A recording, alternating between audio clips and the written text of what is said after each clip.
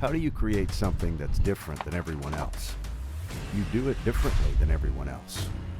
Here at Copeland Creative, we specialize in telling captivating stories of wild people, wild things, and wild places. We don't just capture the story, we immerse ourselves in it.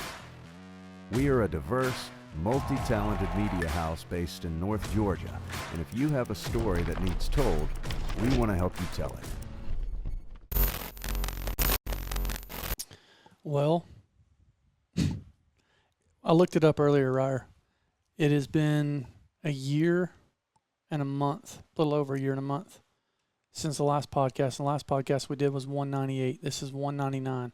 We just got that close. I wish it would have been 200. Oh, I know. It's like, yeah, we got 200 eps. We're done with this crap. But could have. First of all, to think that we've done 200 eps is pretty incredible. It's a lot of apps. But how many eps would we have if we wouldn't have stopped 13 months ago?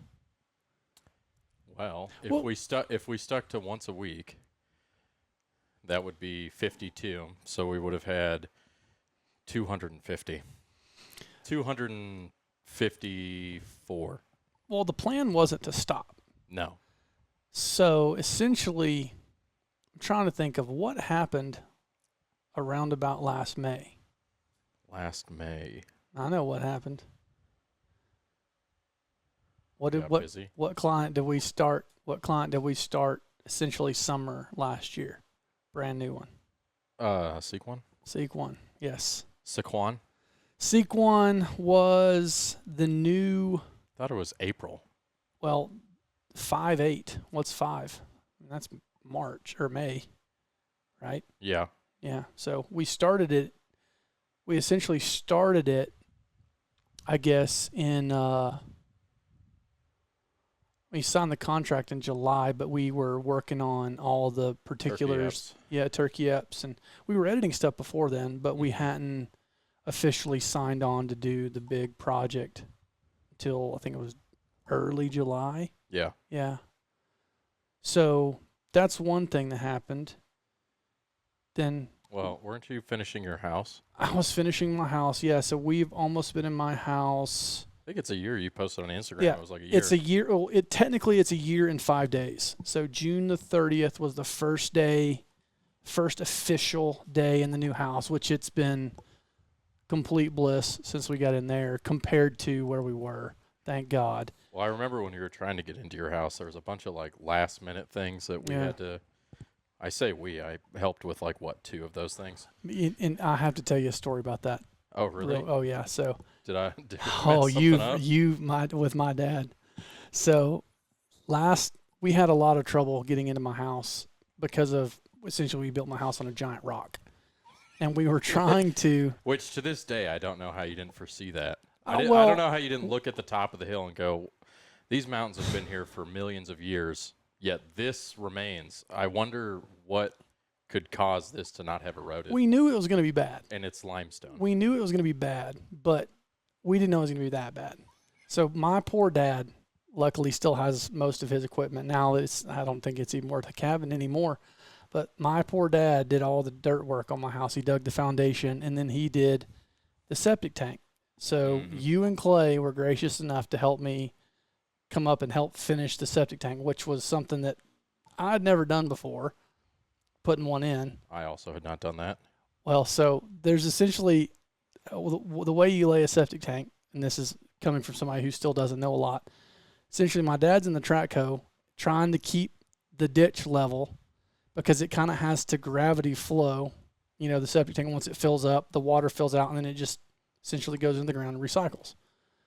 Well, essentially what you do is you rake it with a hand rake. My dad gets it close with a tractor, then you get in there and hand rake it, and then you essentially stick a stake in there and try and keep it level. I don't even remember how we got there, but I had to leave and go somewhere. Clay couldn't come help. You were there with my dad alone for how long, you think? I don't know, a couple hours. Couple hours. And my dad still talks about how hard it was for you to get it level because of how bad of a perfectionist you are. He said Ryer would rake it 14 times and still not be happy. He said, I'm sitting in the tractor going, all right, Ryder, we got to move on here. My dad, I was like, well, Dad, I worked with him. Which is surprising coming from your dad. I would figure he'd be the same way. He is the same way, but like you take it to another level, Ryder. You really do. Like, how long have we been trying to get this podcast studio set back up? Noon. Noon. It is 3:26. And to be completely honest, you're not entirely happy with it. No, I've never been happy with the studio. And that's what I was getting at earlier when we were getting in our quasi argument about it. It's like, but Ryder, have you ever really been happy with anything? I think yes. What have you been happy with? One time I went to the beach and watched the Blue Angels. Okay. And I think at that moment, I didn't think anything except for it was awesome. Yeah. Top Gun 2, Top Gun 1. How many times did you cry on Top Gun 2, by the way? I don't know if we talked. Have we talked about that? Did we ever talk about that on the podcast? When did that come out? It was last year, wasn't it? Or is it 23? I think we talked about this. I feel like we did. 22. Yeah. Dang, has it been that long? I guess so. Bro, time is flying. Yeah, I keep looking at dates and going, that was in 2020? Jamie Shira saw a picture of my kids. Since now this is another new development. I have a personal Instagram because our company one is now an actual company one. Oh yeah, what is it? Caleb_Copeland7. I tried. Is it underscore or dot? Underscore. I tried a bunch of different ones. Apparently there's several Caleb Copelands out there. They just want me to buy a name, and I'm not going to do that. But Jamie should have done the real Copeland. I don't want to be that guy. But Jamie Shira essentially saw the posts of my kids, and I guess he hasn't seen them because I don't post personal stuff on the Copeland Creative page, really. He said, those kids are huge. I said, bro. It happens fast because he just recently had a kid not too long ago. Mm-hmm. So I'm like, bro, it happens fast. You feed and water them, that happens. But anyway, getting back to what we were talking about. So we started Seek 1. Yes. And that has been a major, major project. It's still ongoing. We're working on getting into year 2 of that with them right now. Learned a lot. You did by far your biggest, most intensive edit you've ever done for them on that one, which was? The Ohio Deer. How was the total runtime? It was, I always say 2.5. I think it was like 220 something. Yeah, at that point, it's 2.5. I would have to look it up. But I'm gonna go look it up while you're talking. We figured it up, and Ryder had over 100 hours in that one edit. But it's well over, once you look it up, what the view numbers are now. So the ads. Ads. I hate that. The total runtime is 222.50. So 223. What's the final? What's the view numbers now? 1.3 million views in 6 months. Dang. And it's only going to go up. Mm-hmm. You think it'll break 2? Yeah, I think once deer season comes back around, there's kind of a dip right now. Yeah. As far as you about could do interaction. You about could do a re-release of it. Yeah, you probably could. Director's cut. A little director's cut action, little interviews with you and Lee. That'd be pretty cool. Oh, I was about to say it is the director's cut. So I cut it, and I cut rough cut. I say rough cut. I'm not a huge rough cutter. Yeah. But I cut on that thing for what, 2 or 3 weeks? 3 weeks, and it was 2 hours 15 minutes. And I called Lee, and I said, hey, this thing is way over 2 hours. And I said, I've been trying to figure out where to cut back, and I said, I really don't know. I said, there's usually my litmus test for whether something should stay is, does it contribute to the overall story in some way? Yeah. Does it contribute to, the ultimate story? Does it give you perspective into a character? Does it give you perspective that will help you understand something or an emotion later? And I said, I haven't found anything that doesn't fit that criteria. What did I tell And you though? Hold on, I'm getting there. I'm getting there. And so I called Lee. I said, hey, like this thing's really long. I said, I can send it to you and you can like make notes like we usually do. But I said, you know, the other thing you can do is we could pick a day and come sit in my office and work through it. And I said, we can figure out what you don't need or what you feel like we could lose because, you know, obviously that's his deer and his story and he lived it. And so he's going to know better than anybody, like, hey, this, like, we can lose that part, spend more time here, whatever it is. And so I'm thinking, okay, you know, there's probably a lot of fat in here that we could trim out and get down to, I mean, I figured it'd still be an hour 45. Yeah. And he came to the office one day, got here at like 9, 10 a.m., and then we sat in my office until like 11 o'clock. It was like 16 hours that day. Yeah, we did like 16 hours, and we added time. we didn't end up taking anything out. We ended up lengthening a few scenes. We changed some music and changed some like transitions and stuff like that, but we ended up adding more time to it by the time it was all said and done. Well, I remember you coming into my office, or I came into your office 3 weeks into this edit. I don't remember which. And essentially you looked up at me with those glazed over eyes of like, this one's doing it to me. I mean, I've seen that in your eyes a handful of times now.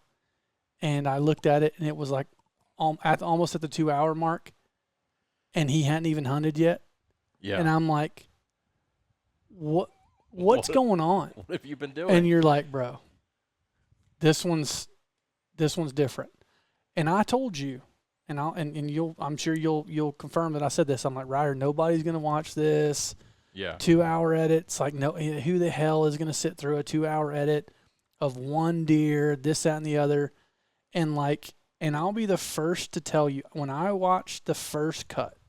Which I think we should preface this. Your number one critique is always it needs to be shorter. Yes, like always. That's almost your number one critique on anything. I came in, I watched it with you. I think this is before Lee saw it. Yeah, I think so. When it was like 2:10-ish. Mm-hmm. And I'm like, and I looked at you after it was over, and I said, Ryder, that show, episode, film, whatever you want to call it. I mean, I don't even know what you like. What they labeled it a film, a Seek One film. Yeah, for sure. Yeah, like it. I mean, it's feature length, so I would call it a film. Yeah, it broke pretty much every rule I've ever set for myself in outdoor production. Mm-hmm. From length, storytelling, self-filming, vlog meets film meets producer meets a long-form story. I still, doing all those years of Lee and Tiffany, doing all those Huntmaster shows, doing all that. I've never seen someone as dedicated as Lee was to telling the story and to getting those things and to working. And that's what makes me mad. That's what used to make me mad about Lee and Tiff, about like, well, if I had that much property, I'd kill deer like that too. And then they'll say the same thing about Lee. But I'm like, you guys have no freaking idea how hard that guy works. He's willing to do what so few people are willing to do. Oh yeah, he put in not only weeks and weeks. But not only to kill that deer, but to tell the story the way it needed to be told. Mm-hmm. And I ate my words. I was like, that's amazing. And we've had how many people come tell us they watched it not only once, they watched it multiple times. Yeah. 2.5 hours. Yeah. And I remember at the end of it, you were ready for it to be done, which every time, I mean, Blue Stem, same thing. Mammoth, same thing. That, same thing. Like, at a certain point, you got to move on because there's another project and they're stacking up behind it. Yeah. At some point, you've got to move on. But, like, that one, I mean, what all did that one teach you, though? Like, I mean, what all did you learn from that experience? I would say,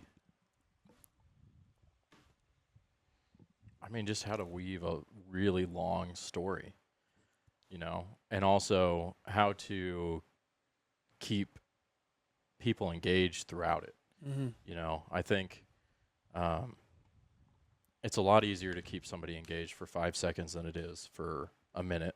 It's a lot easier to keep somebody engaged for a minute than it is 5 minutes. Mm-hmm. And generally speaking, a lot of the stuff that I end up doing is somewhere in the 15 to 30 range is probably average. I don't think I've cut many things under 5 minutes in a few years now. But, you know, past Blue Stem as a whole, I had not cut anything over an hour. Yeah. You know, I mean, Blue Stem, I think, was under an hour, but it was Like 4 parts. Like 4 seconds, it was under an hour. Yeah. And it was 4 parts, and it was segmented. And this one, obviously, was 2.5 hours. And so I think one of the things that it taught me was obviously the importance of just sticking with the process, which I think is you have to do that with every edit, but that one specifically, you know, like as I was cutting, like it was taking longer than I thought that it was going to take, and I was putting more things in there than I thought that I would need to put in there. But as I was cutting, like my brain was like, it needs to go in there.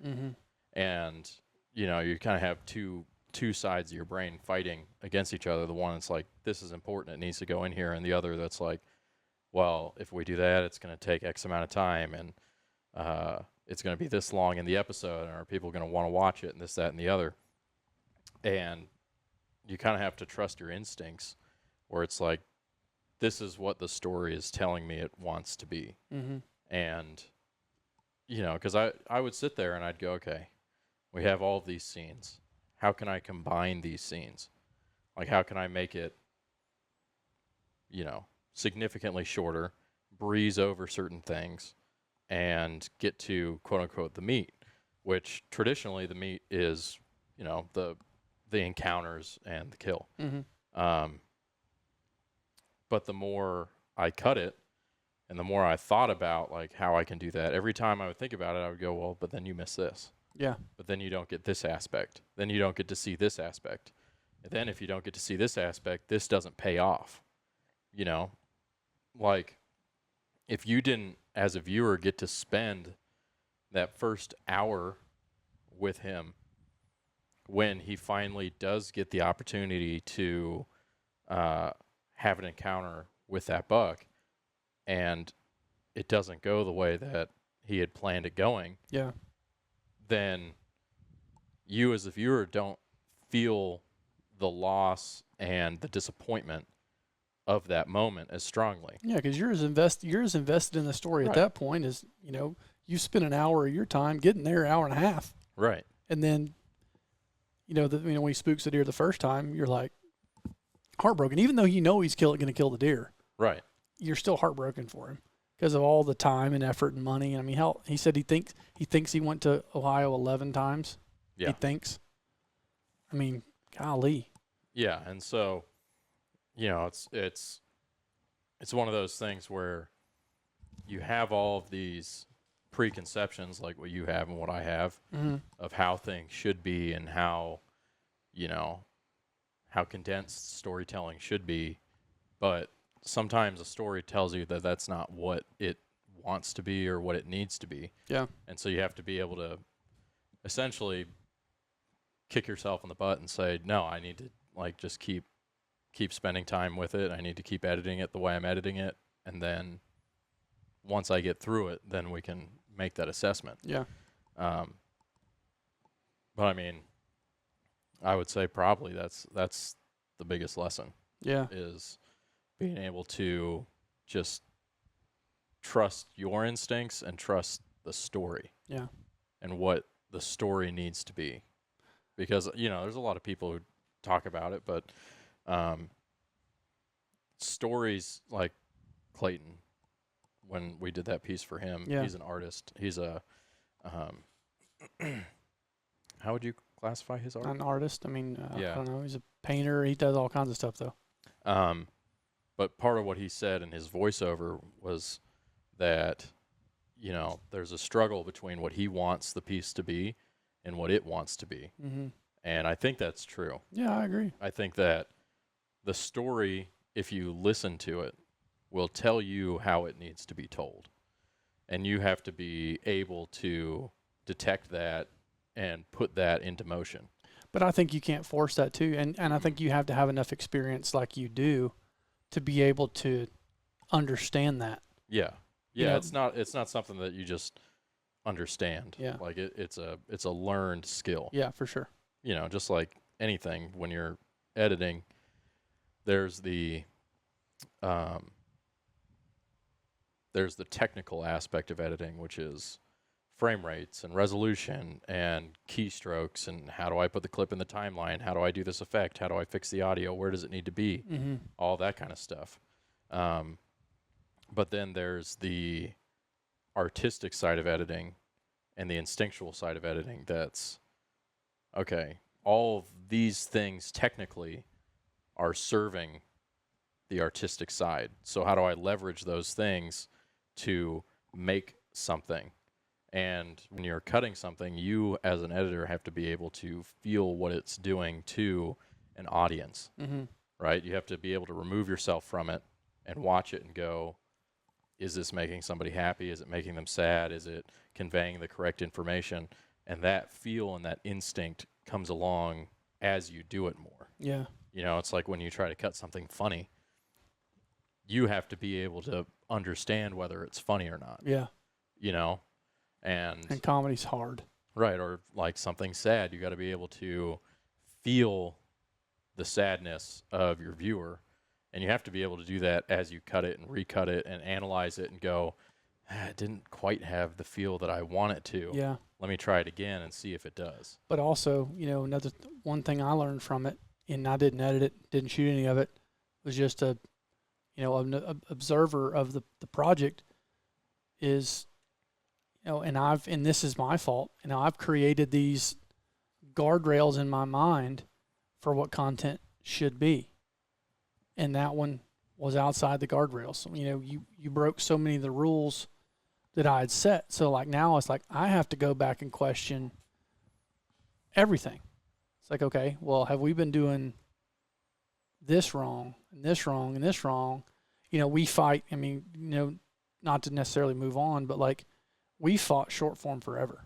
Yeah. We hate it, you know, but at the same time, we have to bring it in, which is decent segue into which we can do a whole podcast on that one edit, but you know, decent segue into what we're doing next. Like, you know, Clay was here until January 1. Now Clay is now working for the governor.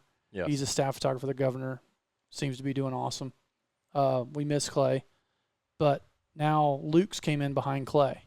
Mm-hmm. And y'all see Luke on the podcast. He'll probably be doing a podcast right after me. Lucas came in and has really taken hold of the short form. Yeah. Way more than me and you ever did. Mm-hmm. He's also 21, still got milk on his lips. You know, and I think he comes from more of that world. You know, and we just added Chris Green to the team as well, who he's in North Carolina. Eventually, we're hoping he's going to be down here. So in the last year, our team has grown not only in people, but in skill set and bandwidth, and we're more capable now and better than we've ever been, and that comes with roles changing a little bit, that's something I kind of wanted to talk to you a little bit about now. Is like my role here has changed a lot. Mm-hmm. Your role has changed a little bit. Mm-hmm. Actually, you've probably roles changed quite a bit. But like, you know, and I don't know if we've publicly said this, but Ryer now has ownership in Copeland Creative. He's a part owner of the company now, which you deserve it. I'm planning a hostile takeover. Hostile takeover, yeah. I'll never see it coming. Ryer now owns a portion of the company. He's been here pretty much since day one. None of this happens without you. I think everybody's pretty friggin' well aware of that. But in terms of like the roles changing, like I've had to, not completely, but pretty dang close, almost completely step out of shooting and editing. Mm-hmm. You've really taken over. Essentially, we're calling you the post-production manager, but pretty much you're the point of contact for all things post. You're managing all things post. You're not necessarily editing everything that comes out of office because that's just not possible. But you've kind of taken over the post-production manager role, and I've kind of had to step into the more of like, I guess, a community manager, sales kind of thing versus like owner-operator, I guess. You're in the CEO role. You know, I think if you were to put it in corporate America terms, you would be in the CEO role, and I'm more of a COO. Well, and that's because your day-to-day and your outlook now is not so much on how are things getting done. It's what direction is the company heading in, and how do we make sure that the company stays heading in that direction? Yeah. And where are our new opportunities? How do we keep and expand and grow with the opportunities that we have now? How do we add people to the organization to fill gaps in skill sets or to increase bandwidth? Like it's like you said, the 100,000-foot view stuff. Mm-hmm. Like a CEO of a major company is the visionary of the company. They're the one who's driving the company towards. And something. I don't disagree with you, but I've also talked to you about like how hard that is for me too, especially knowing how similarly we both started. And those early days where me and you, it was, I shoot this, I edit this, you shoot that, you edit that, you shot that, I edit that. It was just me and you going shooting and editing with very little direction, very little plan. Yeah.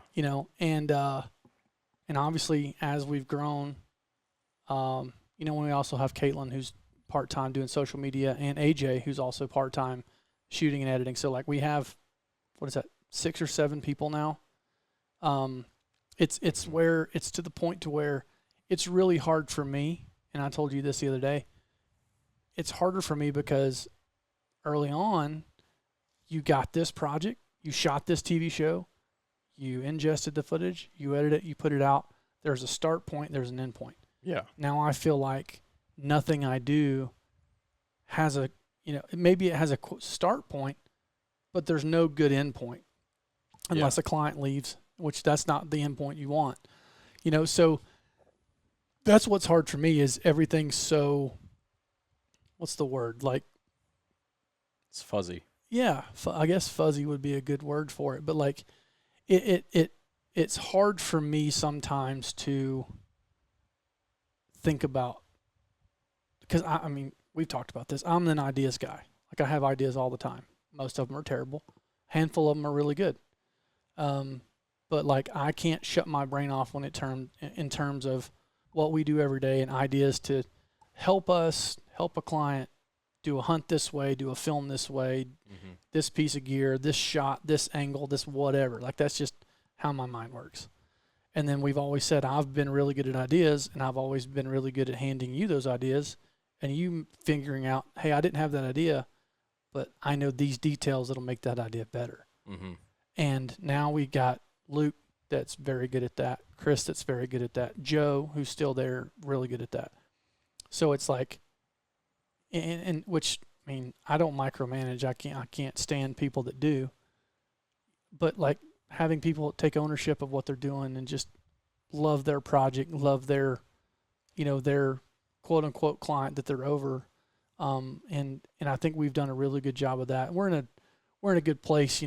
It's still a small business. It's all volatile. I mean, we've had things happen just in the last couple of days that were like, oh crap, that's not great. People that we've worked with in certain roles that leave, and relationships we've established and they're no longer there. Like that's just part of it, but that's my role to continue on. But like, not only did we start Seek One last year, and we lost Clay, and we added new people. We added Pigman, so we're doing Pigman show too. Mm-hmm. We're still doing Bergara stuff, and then we're doing a huge construction client, Merriweather Site Solutions. And then we've got a bunch of standalone clients too that we've done stuff with. Like, when did we do Structure? That was last summer, wasn't it? I think so, yeah. Yeah, so Structure was last summer, which was a cool commercial project. We actually got to call in a light truck. Yeah, grips. Yeah, you had a really good time on that one. Mm-hmm. I think I was the only one. I enjoyed that one. Clay did not like that one at all. And then hunt wise, I'm trying to think back on me and Joe did that Oryx hunt in October. He did that moon ram hunt, which we need to do a podcast with Joe about that moon ram hunt. I did 21 days with Drew in Montana and New Mexico. Yeah. And then I had that, which I guess it wasn't really a hunt, but I had the event with Born Primitive. Okay, yeah. That I got to go on an Apache, or not a Blackhawk. Yeah, I'm still kind of upset about that. I didn't know that was part of it. I would have bogarted you out of that one so hard. Really? Yeah, oh yeah. To ride an Apache? Heck yeah, I would have. Well, it was a Blackhawk. I missed Same thing. It doesn't matter. It's still not awesome. the same thing. To me, it's the same thing. They're both really cool. That would have been upsetting to me. Well, the original thing was there was the skydive. You've done that twice to me now. You've realized that. With helicopters? No. First was with Nugent. You just happened to be in camp with Nugent. Well, I didn't know that was happening. I did not know. But did you? I did not know that was happening. All right. Until literally the day of. Did you know about the helicopter, though? You knew about the helicopter, didn't you? No, I don't lie to remember. me, Ryer. You knew all the details I knew. I didn't know about the helicopter because I would have bogarted you on that one. Well, originally what it was is they were skydiving, and there was the potential that somebody would have to skydive with them, and you came and said, you should do this. And I said, because yeah. I'm an awesome boss. Yes. And I said, awesome. So, I was like, cool. I'm willing. Yeah. And then turns out I didn't need to skydive. Yeah. So I didn't. I went up in the plane, but I didn't skydive. I know you were fairly disappointed in that whole deal. Yeah, they did give me a reserve, like a emergency chute, because I guess safety-wise, if you're going to be in the back of the plane with the door open, yeah, there is the possibility that you get sucked out of the plane. And so, literally, we're on the tarmac. I've filmed a bunch of stuff already, like around the plane, people getting ready, walk into the plane. And all you're this such stuff. a plane nerd already. Yeah, and so then somebody's like, "Hey, has anybody given you a brief on the emergency parachute?" I said, "I didn't even know I had to wear one." And they said, "Oh yeah." So they get the guy over, and he starts like strapping this parachute to me, and he's like, "You probably shouldn't need this, but in the event that you do, just when you start falling, open the chute immediately." And I was like, "Okay." And then I texted Cleo. I said, "They gave me an emergency parachute." Just to give her a little bit of anxiety. It's about like the time me and you got stuck on that mountain, and I text my wife. I'm like, "This is my last known location. If you need me, this is where I was last found." Yeah, and they also said, like, apparently the back of the parachute is susceptible to getting ripped open. They said, "Do not move laterally in the plane, because if it gets ripped open and the door's open, then you'll get sucked out, and it's not good because then your parachute's going to be all screwed up." And I was like, I might get to go skydiving today. On accident. Yeah. I mean, I could have just made it happen. I could have just fallen out, but I feel like that would have been unwise. Yeah, I think so.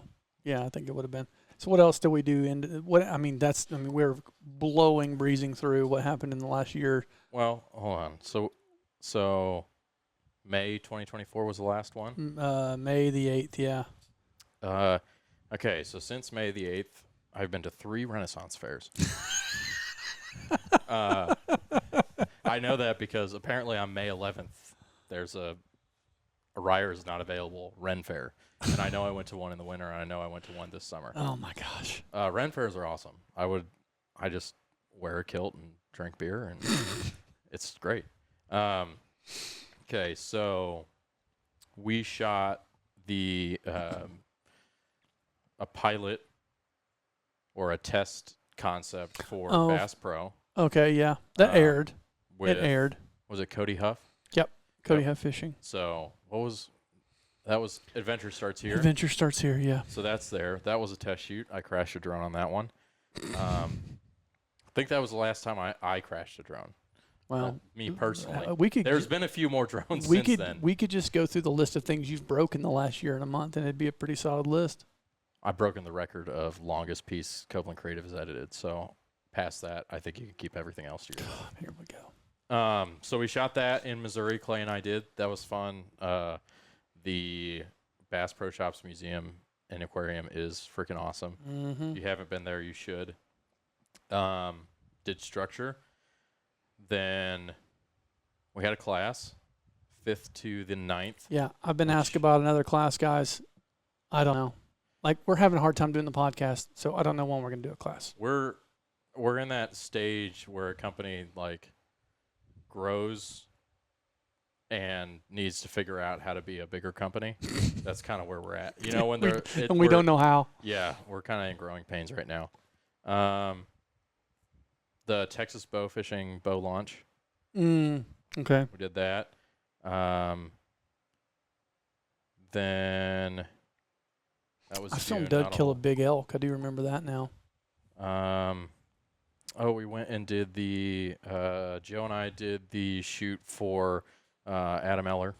Oh yeah, forgot about that one. Michigan. That one was fun. Let's see. And that was July. Not a whole lot goes on in July. Louisiana bow fishing. Mm-hmm. And that was when I was doing a scouting trip with Lee for the big deer that he killed in Ohio. Yeah, ends up making the show. Which I actually made the show. Yeah. You've actually been recognized a few times by being on the show. No, I haven't. Didn't you say there's some kids that came up to you that said they saw you? Yeah, at Cleo's office. Oh, okay. One of the kids did. No, other than that, I haven't. Oh, okay. Like at NWT. So you're not near. So you're just as lame as we thought. Yeah. Yeah. Which I figured as much. Like, why would anybody remember me from the 2-second clip when Lee's there holding a 212? You know what I mean? Yeah, 100%. No, because at NWTF this year, I was helping them like manage the line at the Seek One booth when people were coming to get like meet and greet with Lee, and I don't think anybody recognized me there, so which is fine. The only reason I put that clip in there was not for me to be in there, because I don't care. It was because it helped with the story. Because Lee literally turns to me and goes, "Is that not the biggest deer you've ever seen in your life?" And it was. It was the biggest deer I'd ever seen. I said, "Yeah, that's a really big deer." And then, let's see, Colorado Velvet Mule Deer for Bergara. That was a train wreck. Which did not go the way that we hoped it would go, which happens on hunts. We actually just got done editing the reels from that for a well, I guess I can't say, but I don't know like what I can or can't say about that, but new gun coming out. We can say that? Yeah, there's a new gun. I mean, they always are launching new guns. Okay. Yeah. Well, I didn't know if they just didn't want. I don't know what information all needs to come out or not. Yeah, we shouldn't say the names and calibers and all that stuff, but I think it's pretty self-explanatory. Arizona mule deer. I think that was your hunt. Yeah, that was my personal one. Did you kill a mule deer? Yeah. Last day, 101.6 yards. Let it eat. I'd shot 100 yards. I'd shot 100 yards the day before, and was driving nails at 100. And he stopped at 101 on flat ground, and I just dialed to 100 and just a little bit more, and center mass. That's all you need. Done it to it. Luke started September 2nd. Yeah. So he's been here for... Oh, sweet Luke. What was that, 9 months now? Then there was Montana Seek One, Dudley, Utah, and Joe was in Canada. Yeah, me and Joe went to Canada last time. Yeah. Both of you were there for the... But I went with Dud to kill... Didn't me and Dud film that big elk this last fall? It says Dud, Utah. Oh, Clay went with him to Utah. I went with him to Colorado. Yeah, that's probably later. Yes. Right. So Clay filmed him kill a good bull in Utah, and then I killed one with him in Colorado. We killed on day one, which never happens with Dudley. Yeah. Never. It was a big bull, though. Idaho sheep, so that's the moon Yeah, ram. that's the moon ram. That was late September for Joe. I was then in New Mexico with Drew. Me and Joe did Oryx right after that. Yeah, Oryx was at the end of September. Yeah, Oryx, yeah. And then I'm pretty sure all of October and November I was editing. There's the Born Primitive was the second week of October, but Yeah. other than that, I was editing Yeah. Seek 1 Eps because Lee killed 4 huge deer in one season. You went on a tear. Like, just kept coming. I think it was Derp, Ohio, Ohio. Willie or Wonky. Yeah, Willie. And then the public land one. Yeah, in Oklahoma. They posted it. Oh. And then Clay went on elk hunt. I think did he kill a cow? Yeah, he did. Yeah, because that was a cow hunt. Then Joe went to Indiana. Yeah. That was for that one client that decided not to pay us Oh, I see. that we will not name on here. If you want to know who it was, you can message me privately, and I'll tell you. And then Luke went to Ohio. Same Mhm. deal. Yeah, Um, same client that didn't pay us, yeah. Then we did the New City Challenge with Seek 1. Yeah, all the new guys. Mm-hmm. That was a fun one. Then the Brockhouse brothers for Bergara. Yeah. Then we had a shoot with Turkeys for Tomorrow. Yep. That was Luke's End first. of November. Luke's first shoot. And you did No. you go? That was yours. That was mine. Okay. Then he went on the next one. Yep. And then you were with Chuck in Oklahoma. Yep. We did not kill anything but a coyote that trip. Really rough trip. Then we had a corporate shoot. Then Pigman went to Mexico with Clay. Yeah. And Then Arkansas, then Kentucky, and Yeah. then I did Texas with them. I think that's it. and then we had the first shoot for the Bass Pro Shop series. Yep. That We're working on now. I was supposed to start going through footage today, but it's not going to happen. So that'll be a tomorrow activity. Well, I don't have to actually go through that much footage because, I still have to watch it. But AJ went through and tagged all of that. Mm-hmm. AJ probably knows the footage better than I do now Yeah. because he went through and tagged all that. I think that was like his first. This is first. That was yeah. his first task. Mm-hmm. So thank you, AJ, for doing that. Yeah. Saved me a lot of time. I did have to spend a day trying to figure out how to get all those tags out of the tagging software into Premiere, and there was a solid couple hours where it wasn't working, and I thought I was going to have to go tag. You all never that said again. you never said a single harsh word to your computer in that time either, did you? Is that a facetious question? Yes. Yeah. Yes. I think I had some words. Yeah. I have no doubt. Okay, that was December. Well, no, the first part of Bass Pro was in January, and then we went straight from Missouri to Arkansas. Arkansas to Alabama. Then we had Doe Day Yeah. Yeah. for Seek 1, where we got. That's when it snowed. Yeah, Didn't it? Yeah. I don't know if it's record snow for Atlanta, but it certainly was a It lot of snowed snow. in Florida, so I think of that probably record book snows. We yeah. got a lot of snow. Like I was in a tree when it was snowing and got some sweet, slow Atlanta snow footage. Mm-hmm. Then it was SHOT Show, Snow Geese, That was a trip, man. NWTF, Shankfest, end of February with Pigman. Mm-hmm. March, Joe and I went and filmed with Small the town. Small Town Got guys. their hat on repping. Got the hat on now. Turkey hunt in Florida. which was fun. And then after that, Joe and I went at the end of March to film the Mammoth Sniper Challenge with, which you just finished. Yeah, Ford Vergara with his brother and his brother's buddy. Hunt, fish, shoot. Which Acchiavati might be the most Italian name I've ever heard. I don't know. Sciarappa's pretty Italian. Yeah, but it's got the vadi, the Yeah. ye. It's got that ye to it. I don't know. Sciarappa is in there. Yeah, I with mean, I don't know. I feel like Acchiavati's a little more Italian. Which he doesn't look as Italian. Like Mike and Joe, Yeah. you're like, yeah, that makes Joe sense. is like super Italian. So next time you guys see Joe or message him on social media, make sure you ask him about like if Olive Garden spaghetti is good and like all those type things because it really makes him. He'll get on a whole rip and then be like, the only good pasta sauce is what my grandmother makes. Yeah. And I keep telling him, Yeah. if he would bring it down, I could confirm that, but he doesn't ever bring it down. No, he doesn't. No, what you need to do is call the sauce gravy. That'll really get him. Gosh. You just go in there and call it gravy. Yeah. That'll really get him. Yeah.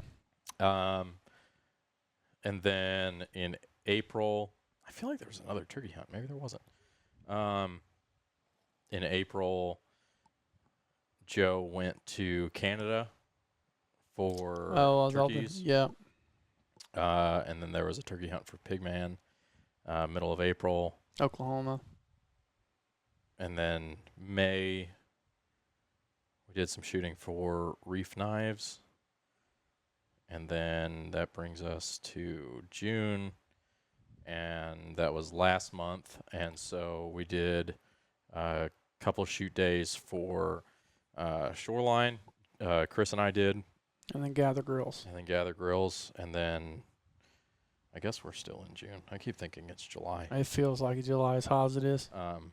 That brings us to now. To now, yeah. So, man, that's just the shoots. Yeah, that's just the shoots. There's but been a ton of oh edits. my gosh, man, it's like we haven't had a solid like I gave everybody like next week, nobody's here, everybody's off because it's just been wide open, man. And it's like at some point you gotta stop and breathe a minute.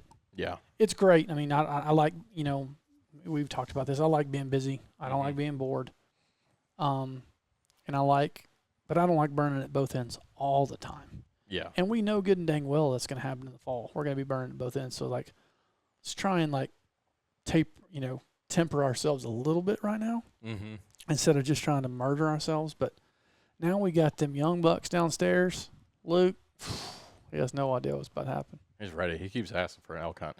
And I want an elk hunt, but I'm also fat right now. And last year 100 hours of an edit will do that to you, won't it? Yeah, last year when I went elk hunting, I was definitely the weakest link. Just straight up. It is what it is. And this year I'm kind of like, if I skip a year and get in better shape, I'll be ready next year. Yeah. Which you can't ever really be ready. Just throw another BC in there, bud. I made it. I made it. It was a little rough. Yeah. A little rough going there, but I made it. Like, I'll make it. Yeah. The problem is not me making it. I will make it. Just not going to be happy about it when you get there. And it's not as fast as, like, the other people making it. But he really wants one, which everybody should want an elk hunt because they're awesome. For sure. And then I don't know if I've heard one way or not from Chris about whether he's really gung-ho about an elk hunt. I think he's done a handful of decent hunts, so I think he's like just kind of beam me up, Scotty, wherever you want me to do. I know AJ's chomping at the bit. Oh yeah, AJ's.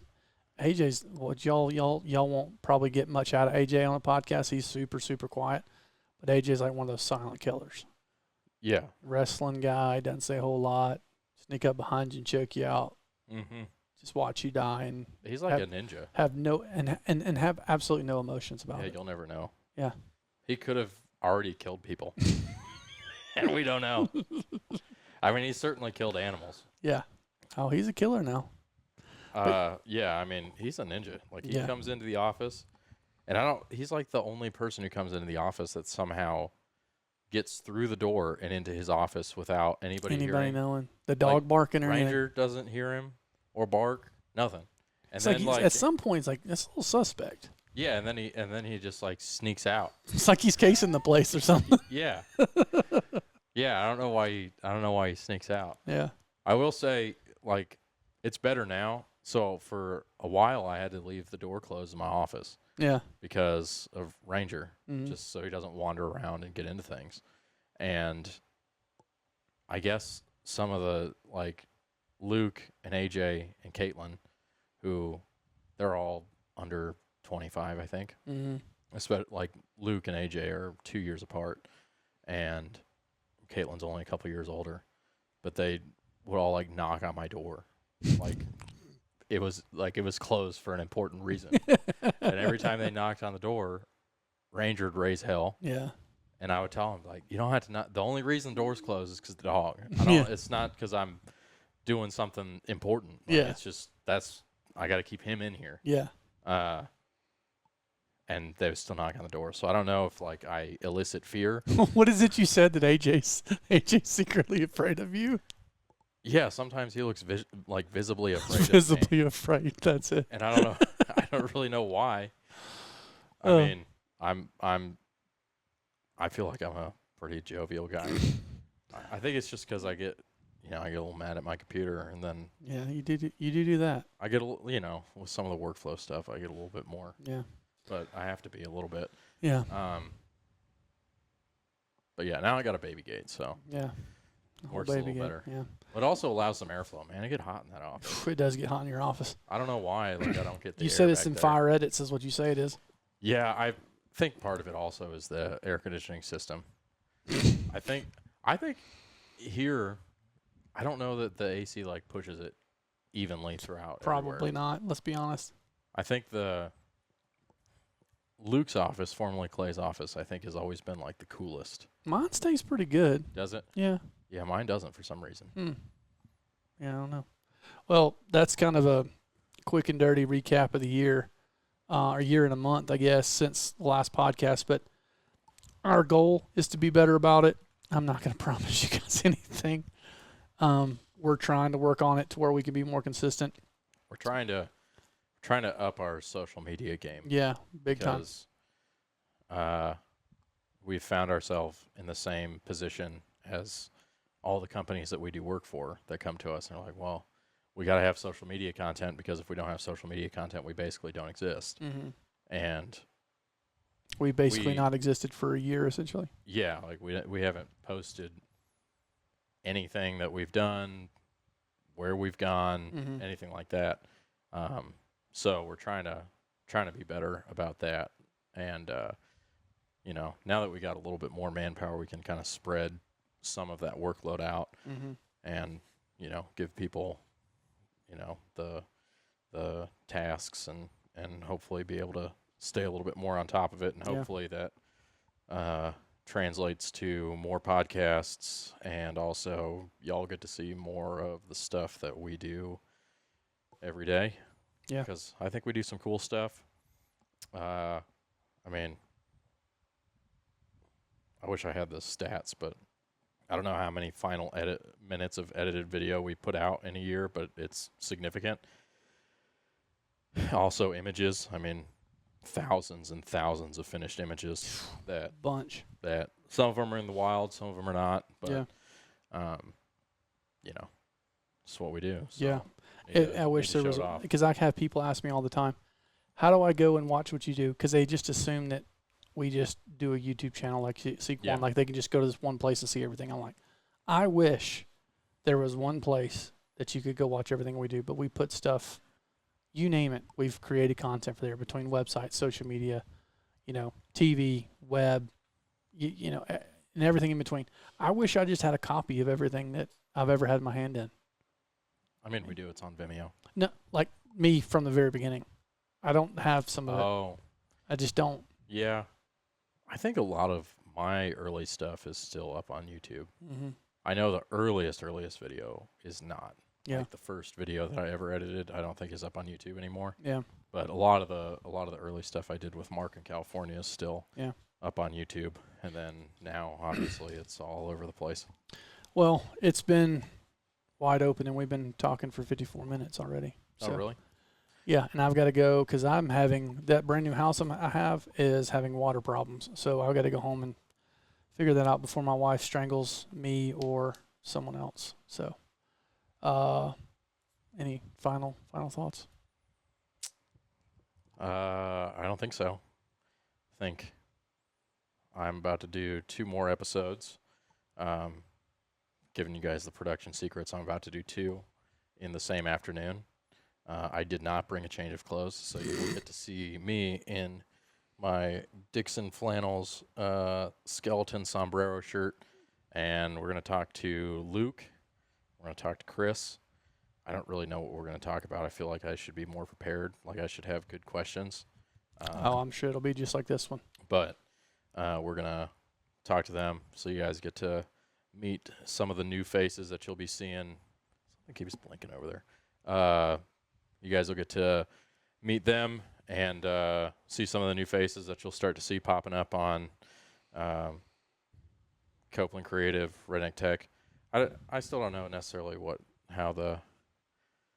where all of this is. I know that we're talked about putting a lot more of this stuff on the Copeland Creative side of things. We're still working that out. But it's a moving target.